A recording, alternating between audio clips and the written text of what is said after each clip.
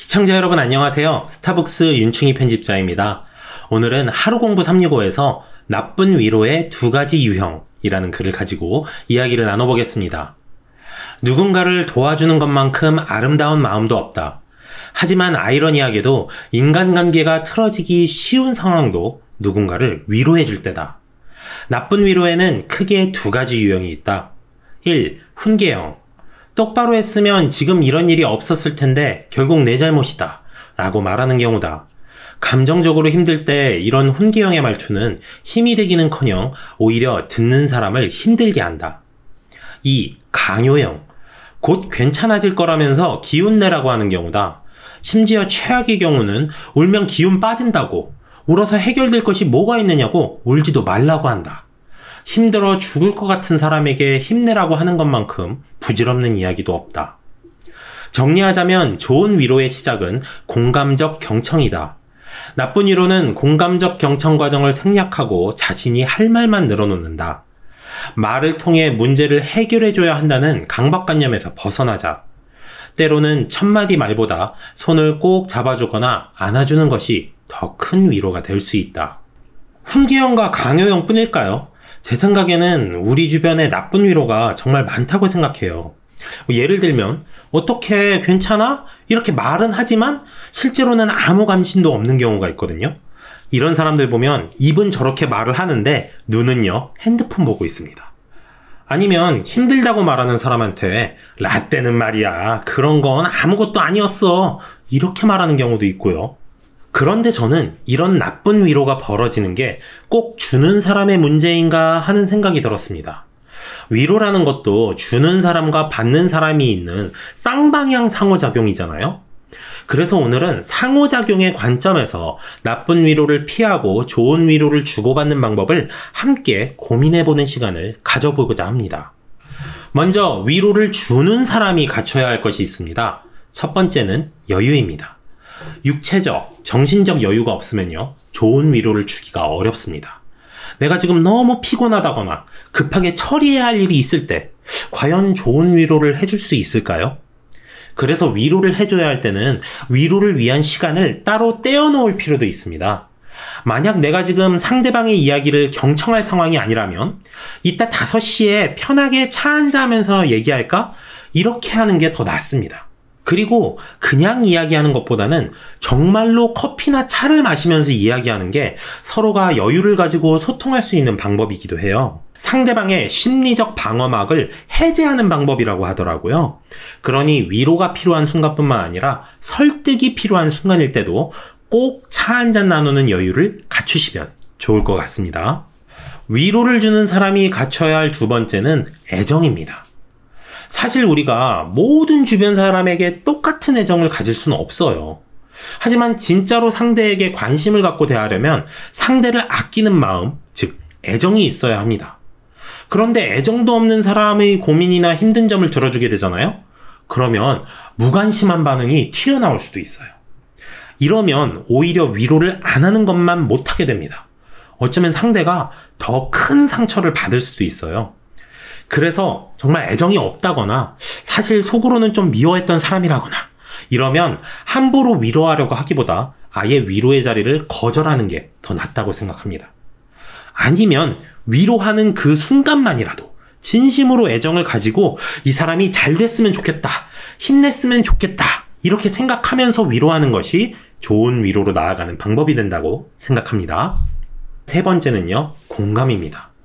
잘못된 위로에 빠지게 되는 대표적인 경우가 위로와 조언을 구분하지 못하는 데서 온다고 생각해요. 위로는 상대방에게 해결책을 제시한다거나 상대방의 잘못을 훈계하는 자리가 아니잖아요. 그래서 조언하려 하지 말고 먼저 공감해주는 게 필요하다고 생각합니다. 그런데 공감하려고 해도 상대방이 너무 잘못 생각하고 있을 때, 이럴 때는 어떻게 해야 할까요? 저는 먼저 공감하고 그 다음에 피드백하는 방식으로 이야기해야 한다고 생각합니다. 이야기를 들을 때는 너는 이러이러한 심정이었구나, 이러이러한 입장이라 그렇게 생각하게 되었구나 이렇게 하면서 먼저 상대방이 그러한 생각과 마음 상태가 된 점에 대해서 최대한 공감해주고자 합니다. 그 다음에 조심스럽게 피드백을 전달하는 거죠. 내 생각은 잘 알겠어. 그런데 너랑 다르게 생각하는 사람도 있을 것 같아. 다른 사람은 이러이러하게 생각할 수도 있지 않을까? 이렇게 조심스럽게 상대에게 다른 방향으로 생각할 여지를 주는 거. 이게 위로할 때 조언을 전달하는 좋은 방식이 되지 않을까 싶습니다.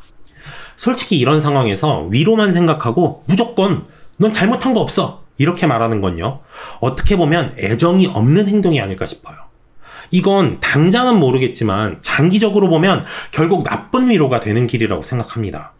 위로를 주는 사람이 갖춰야 할 마지막은 경청입니다. 정말 최선을 다해서 상대방의 이야기를 들어줘야 한다고 생각을 해요. 근데 이게 나만 열심히 한다고 되는 게 아니고요, 경청도 티를 내야 합니다. 상대방으로 하여금 내 얘기를 경청하고 있구나 라고 느끼게 해줘야 해요. 어떤 방법이 있냐면요, 먼저 적절한 질문을 하는 겁니다. 특히 상대의 감정이나 생각을 물어보는 게 좋아요. 예를 들어서 직장 상사가 괴롭혀서 힘들어하는 동료가 있으면요, 그냥 무슨 일인데, 상사가 뭐라 그랬는데 이렇게 물어보는 게 아니라 상사가 괴롭힐 때 어떤 기분이 들었어? 상사 때문에 지금 어떤 점이 힘들어졌어? 이렇게 상대의 생각을 물어보는 겁니다. 그러면 위로받는 사람 입장에서는 이 사람이 내 얘기를 잘 듣고 있구나, 나아가서 나를 걱정해주기까지 하는구나, 이렇게 나를 애정 있는 태도로 대하고 있구나 라는 걸 느끼게 돼요. 또 다른 방법은 중간중간 상대방의 이야기를 정리해보는 겁니다. 그러니까 상사가 너가 한 일을 다른 사람이 고생한 것처럼 말하고 너한테는 하는 것도 없다면서 욕까지 했다는 거지? 이런 식으로 상대의 이야기를 정리해주는 거죠.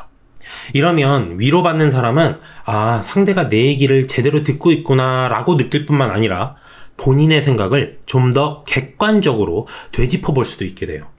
지금 고민이나 힘든 점을 이야기하는 상황이다 보니까 아주 격한 감정에 휘말릴 수도 있는데, 객관성을 갖추게 되면 그런 격한 감정의 소용돌이에서 조금은 벗어나는 효과도 기대해 볼 수 있게 됩니다. 앞서서 위로를 주는 사람이 갖춰야 할 것을 이야기했으니까 이번에는 위로를 받는 사람이 갖춰야 할 것을 한번 생각해 볼까 합니다. 위로를 받는 사람이 갖춰야 할 첫 번째는 위로와 조언을 구분하는 겁니다. 간혹 조언을 구하고 싶다고 이야기하면서 사실 위로를 받고자 하는 경우가 있어요. 그래서 위로를 받고 싶다면 내가 지금 필요한 것이 위로라는 걸 명확하게 상대에게 전달할 필요도 있다고 생각해요. 그리고 누구와 소통할 것인지 선택할 때 위로와 조언을 구분하는 게 매우 중요합니다. 만약에 위로를 구하고 싶다면서 부장님하고 이야기를 하려고 한다면 과연 위로의 자리가 이루어질 수 있을까요? 물론 어떤 부장님이냐에 따라 다르겠지만 아무래도 부장님은 상사다 보니까 회사 생활의 어려운 점에 대해서 어떤 식으로 대처해야 좋을지 조언한다거나 해결책을 제시하는 쪽으로 대화가 이어질 확률이 큽니다. 거꾸로 부장님 입장에서 생각을 해봐도 조언 없이 그냥 위로만 해준다고 하면 내가 이러는 게 과연 맞는 걸까 하는 생각이 들 것 같거든요. 어쨌든 조직을 이끌고 나가야 하는 자리에 있는 사람이잖아요. 그래서 위로가 필요할 때는 위로를 해줄 수 있는 사람을 찾는 게 맞습니다.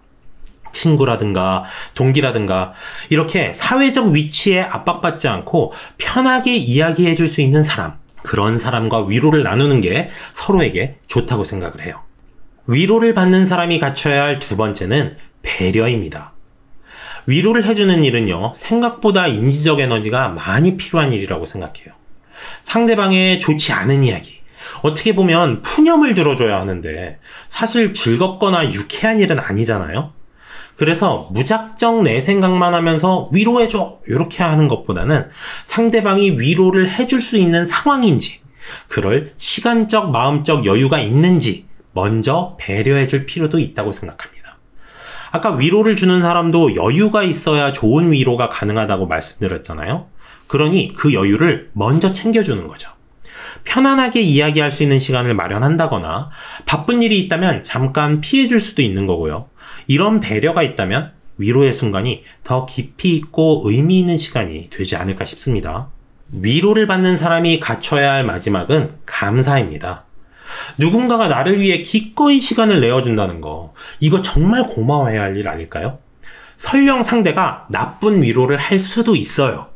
하지만 그것조차도 그 사람의 시간과 노력이 필요한 일입니다.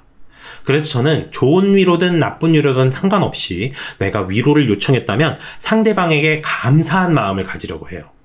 그리고 이렇게 감사하는 마음을 가지면 내면의 긍정성이 강화되고 그 덕분에 위로의 효과가 긍정적인 방향으로 더욱 강화될 수 있을 거라고 생각합니다.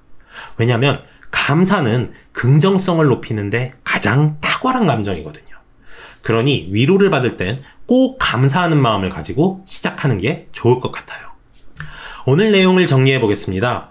위로를 주는 사람은 여유, 애정, 공감, 경청을 갖추면 좋습니다.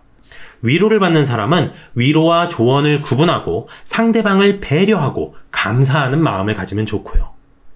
위로는요, 우리가 힘들 때 버틸 수 있는 힘을 주는 아주 소중한 순간이라고 생각합니다. 그러니 그 순간을 더욱더 의미 있는 시간으로 만들기 위해서 위로를 주는 사람과 위로를 받는 사람 모두 노력하면 좋을 거라고 생각해요. 여러분의 삶에 따뜻한 위로를 전해줄 누군가가 항상 곁에 존재하기를 바라면서, 그리고 우리가 그렇게 위로를 전해주는 사람이 되기를 바라면서 오늘 영상 마치겠습니다. 감사합니다.